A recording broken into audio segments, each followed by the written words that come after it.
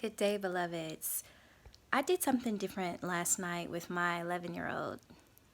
I camped out in the backyard, and that was the first time I've ever done anything remotely connected to camping, besides going to log cabins in the mountains. But camping on the ground and having to receive the energy directly from the sky and the ground, I can't say enough about it. I think that everyone in their lifetime should do that.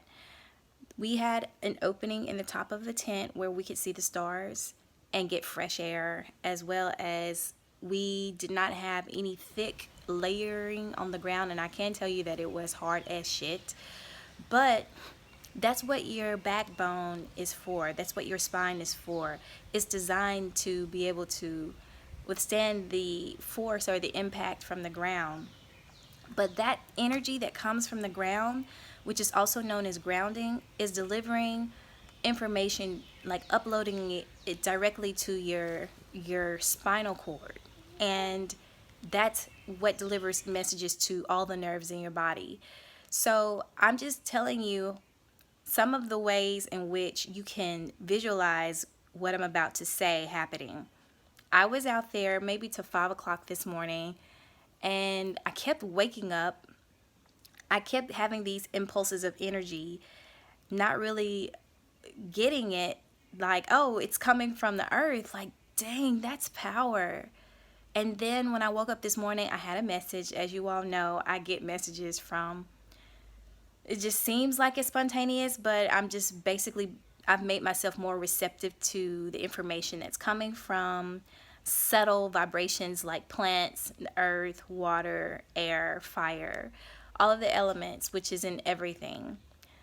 Now, let me get to the point. So, the word behavior stood out to me this morning. And basically, what it was telling me is behavior unlocks the secrets to everything. In Latin, it means morales or more. And if you've heard of Moors, if you've heard of just the English word more itself, it's kind of a word that gives you the impression that you can add to your life if you control your behavior. And I also started to understand this instantaneously when I woke up. What gives you, or what puts you in a state of being able to be receptive for information to flow to your subconscious and you to wake up knowing things without having to read or study, is listening. Listening is like when people read, they're having to listen. When people put themselves in a state of being receptive, that means that they've slowed down their brain activity. And reading does that. Doesn't mean the information that you're reading is true. Not everything in a book is correct. But what it does is it gives you a different perspective. It slows your brain down to like alpha, or maybe even slower for some people. But alpha is the same wave pattern, or basically the same hertz that our earth carries a tune in. We call it the Schumann Resonance. And if you look at my frequency video, it goes more into detail about the Schumann resonance. And but basically, it's just a resonance that the earth hums. And resonance are two words basically to resound. It's a vibration. It is a message that the earth is sending to you on how to stay in tune with all of nature. So when you start reading, you lower or slow down your brain waves from all this high activity so that you can actually receive information in. And the same thing happens when you're asleep, except you go into a deeper wave frequency or a slower wave frequency, and you're able to receive even more information. That's where dreams come from.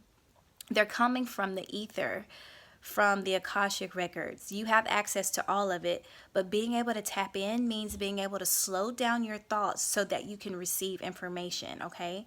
This is the most critical part.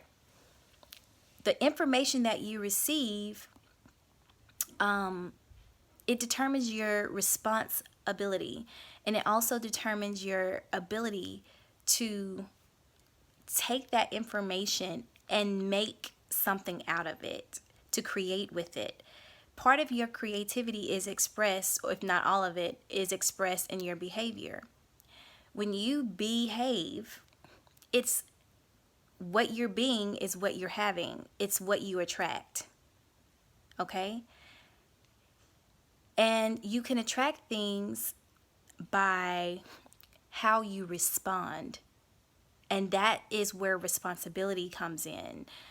When you respond to someone who's being ugly to you or being very controlling or just whatever it is, even being nice or whatever that person is doing, when you respond, that can send them several messages that A, you are powerful, or B, you are weak. Those are the main two messages. It can send, people receive information differently. But if you want to categorize things, which I don't like to really do because categorization sometimes can be very limiting if you don't have the means to see it, and that it's just being used as like a guideline. But when you categorize something like behavior, it helps you understand how to best go about protecting yourself and also exuding strength and power. To be able to control how you respond to someone else's behavior, whether it's verbal or physical, lets them know that you're either not to be played with because you have power over your emotions to not let them affect you, or it tells them that they can take energy from you. And if they can take energy from you, they're going to keep coming back, whether it's consciously or unconsciously, because energy is what everything in this world is trying to get to survive. It's not so much survival of the fittest as much as it is as survival of the person who can take the most energy. But when you become a source, a well of energy for yourself, you do not have to take it from anybody else.